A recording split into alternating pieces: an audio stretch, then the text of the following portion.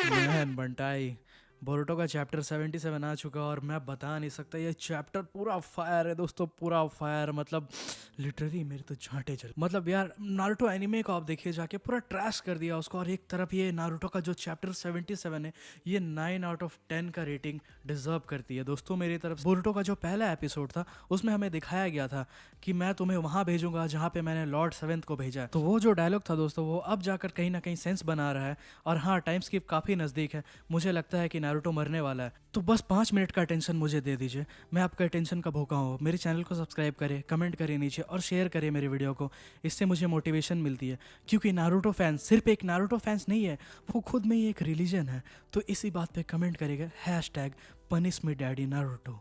तो चलिए आगे बढ़ते हैं अब चैप्टर 77 की। तो जैसा कि हमें चैप्टर 76 में दिखाया गया था कि बोरुटो वहाँ पे खड़ा है और कवाकी उसे पकड़ के कहता है मोमोशिकी मोमोशिकी, बे भोसड़ी के मोमोशिकी बाहर आ। और चैप्टर 77 हमारा ठीक वहीं से शुरू होता है।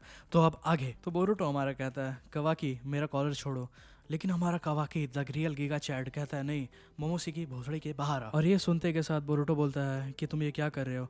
तो कवाकी बोलता है मोमोशिकी मुझे पता है तुम जरूर कुछ ना कुछ प्लान कर रहे हो, तुम बाहर आओ। ये दोनों का यही चल ही रहा होता है। तब तक मैं उधर से सुमीरे और शारदा कहती है कवाकी छोड़ो, तुम ये क्या कर रहे हो, हम लोग एक मिशन के बीच में है।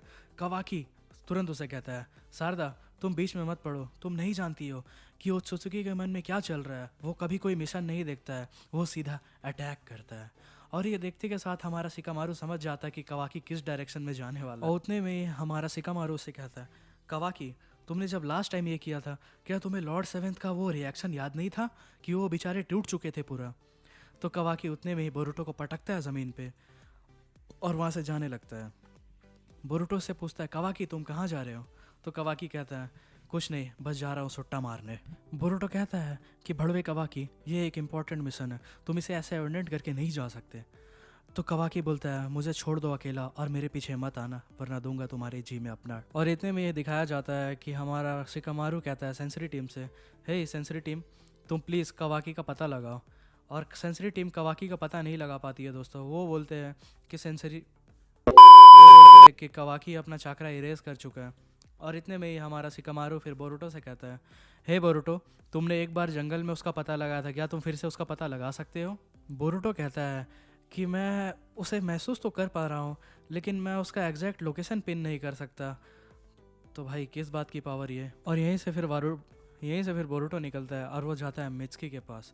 वो पूछता है हे मित्सुकी क्या तुमने देखा है कवाकी को।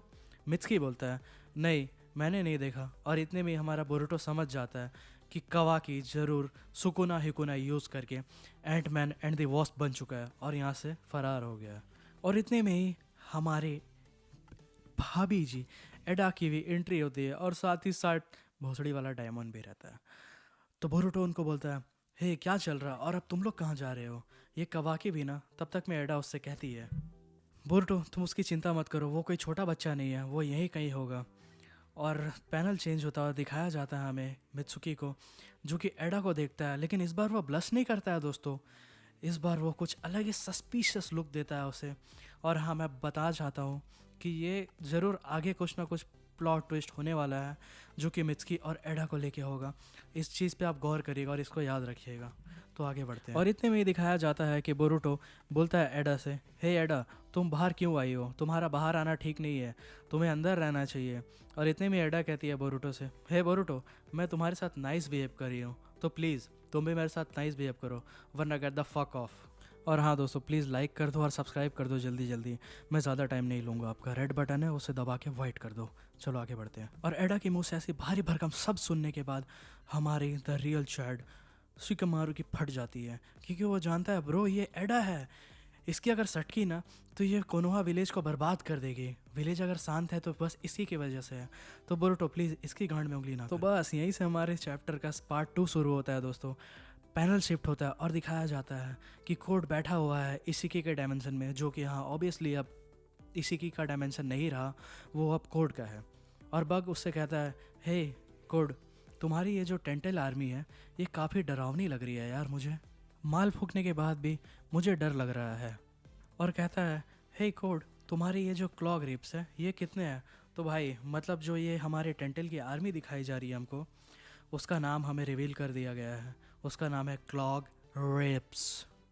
वैसे नाम काफ़ी कूल है दोस्तों। इसमें भी हमारा कोड जवाब देता है बग को, कहता है मैंने जितने भी ये बनाया है इसे काउंट करके मे बी 1000 होंगे। और ये सुनने के बाद बग का फट जाता है दोस्तों, लिटरली बग कांपने लगता है। और इतने में ही हमारा सीन शिफ्ट होता है, दिखाया जाता है कि एडा जो कि गुची के शोरूम में है, गुची की शॉपिंग कर रही है, वो तुरंत सिकामारू से कनेक्ट करती है और उसे कहती है, हे सिकामारू, मैंने अभी अभी देखा कोड क्लॉग रेप्स की 1000 आर्मी तैयार कर चुका है और वो और बनाने वाला है। और ये सुनने के बाद हमारा सिकामारू काफ़ी ज़्यादा डर जाता है। मतलब आप भी दोस्त समझ सकते हैं कि 10 टेल यार, 10 टेल की आर्मी है वो कितनी ज़्यादा पावरफुल होगी। वो अगर कोनोहा में एंटर करी तो बंटाई, आप जानते हैं कि क्या होने वाला है कोनोहा विलेज का। बोरुटो, नारुतो ये सब मरने वाले हैं। और एडा का बात चल ही रहा होता है, उतने में एडा कहती है, ओह हो ये कितना अच्छा लग रहा है। और लिटरली दोस्तों सिकामारू यहाँ पे सिम्प करने लगता है। वो कहता है, एडा हमारे कन्वर्सेशन के बीच में ऐसा मत किया करो तुम। और एडा कहती है कि शिकामारू मैं थोड़ी कंफ्यूज हूँ, मुझे समझ नहीं आ रहा मैं ये वाला लूँ या वो वाला लूँ। तो शिकामारू कहता है, एडा एक काम करो तुम दोनों ही ले लो, क्योंकि तुम्हारे जितने भी खर्चे हैं वो हम ऐसे भी उठाने वाले हैं।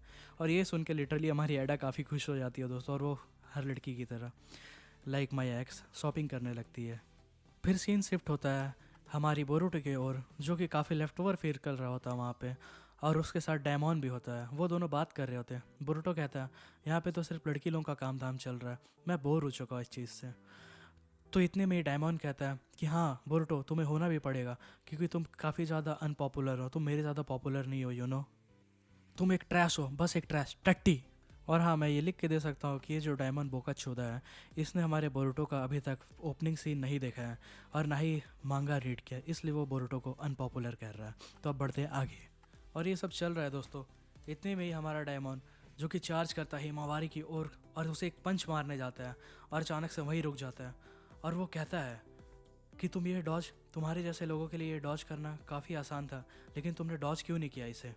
और इतने में हमारा बोरुटो पीछे से आता है और वो हिमावारी को और डायमंड को अलग करता है और उसे कहता है कि हे ये मेरी छोटी बहन है, ये एक सिनोबी भी नहीं है, तुम प्लीज़ इससे दूर रहो, इसे परेशान मत करो। तो हमारा डायमंड बोलता है, ये एक सिनोबी नहीं है, तो ये जो इंटेंसिटी मुझे फील हुई ये क्या चीज़ थी, ये एनर्जी, ये वियर्ड सी एनर्जी ये क्या थी दोस्तों। और हाँ दोस्तों मैं लिख के देना चाहता हूँ आपको कि आने वाले टाइम पे हिमावारी कुछ ना कुछ क्रूशियल रोल प्ले करने वाली है और इसे एक बहुत ही तगड़ा पावर अपग्रेड मिलने वाला, ये मेरी गारंटी है आपसे। अब आगे बढ़ते हैं और सीन शिफ्ट होता है, दिखाया जाता है कि नारुतो जो कि अपने घर में है और वहाँ एक गार्ड भी पहरादारी कर रहे हैं। नारुतो और हिनाटा काफ़ी एक रोमांटिक मोमेंट में रहते हैं। नारुतो हिनाटा से कहता है, हे हिनाटा क्या अभी सब कुछ सही चल रहा है ना। और हमारी हिनाटा कहती है, हाँ प्लीज़ तुम वो प्लेट पास करोगे। और हम सबकी भाभी हिनाटा कहती है नारुतो से, हे नारुतो ये सब कितना अच्छा चल रहा है ना, कि तुम हमारे साथ बैठकर खाना खा रहे हो, वो भी रियल वाले, तुम कोई साइडो क्लोन नहीं हो। और ये सुन के मुझे डाउट होता है कि नारुतो ने। और हिनाटा कहती है कि कितना अच्छा होता ना अगर बोरुटो और कवाकी भी यहाँ होते, हम सब एक फैमिली की तरह एक साथ बैठकर खाते। और इतने में हिनाटा की मुराद पूरी होती है और वहाँ पे आता है कवाकी और वो कहता है कि क्या मैं अंदर आ सकता हूँ। और तब तक मैं नारुतो पूछता है कवाकी से, हे कवाकी तुम तो एक मिशन पे थे ना, तो तुम यहाँ पे क्या कर रहे हो। कवाकी कहता है, मैं अपना चाकरा इरेज करते करते यहाँ आया हूँ, तो प्लीज़ मेरे बारे में आप किसी को मत बताइएगा। तो नारुतो कहता है, ठीक है अब तुम आ ही गए हो तो खाना पीना खा कर जाना यहाँ से। लेकिन हमारा गीगा चैड कवाकी जो कि जिसके सर पर खून सवार था वो कहता है, नहीं नहीं मैं नहीं खाऊंगा, लॉर्ड सेवेंथ आप बैठिए, मुझे आपसे कुछ बात करनी है। और हमारा कवाकी कहने लगता है कि लॉर्ड सेवेंथ आपकी वजह से मेरी लाइफ अच्छी हो गई है, मैं एक अच्छा इंसान बन चुका हूँ, मुझे एक अच्छी ज़िंदगी मिली है। और ये सुनने के बाद हमारा नारुतो समझ जाता है कि इस बेटी चूत के दिमाग में कुछ ना कुछ तो चल रहा है। तो वो कहता है, हे कवाकी तुम ये सब कहना बंद करो, अब मुझे ये काफ़ी डरावना लग रहा है।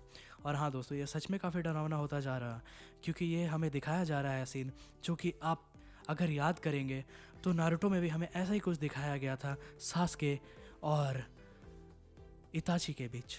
और इतने में एक इमोशनल पैनल दिखाया जाता है जिसमें कवाकी कहता है, लॉर्ड सेवेंथ मैं आपके लिए कुछ भी कर सकता हूँ, लिटरली कुछ भी कर सकता हूँ, मैं आपके लिए जान तक दे सकता हूँ अपनी, या ज़रूरत पड़े तो जान ले भी सकता हूँ। और हाँ लॉर्ड सेवेंथ मैं आपको बताना चाहता हूँ कि आप एक बहुत ही अच्छे इंसान हैं और अच्छे इंसान ही जल्दी मरते हैं इस दुनिया में, क्योंकि वो कमीने उत्सुकी कभी भी कुछ भी कर सकते हैं और मैं नहीं चाहता कि वो आपको चोट पहुंचाए। और मैं इन सारे उत्सुकी को ख़त्म कर दूंगा, जड़ से ख़त्म कर दूंगा मैं सारे उत्सुकी को, मैं ये आपकी कसम खाता हूँ, भले इसके लिए मुझे कुछ भी क्यों ना करना। और हमारी हिनाटा इतने में समझ जाती है कि कवाकी के दिमाग में क्या चल रहा है।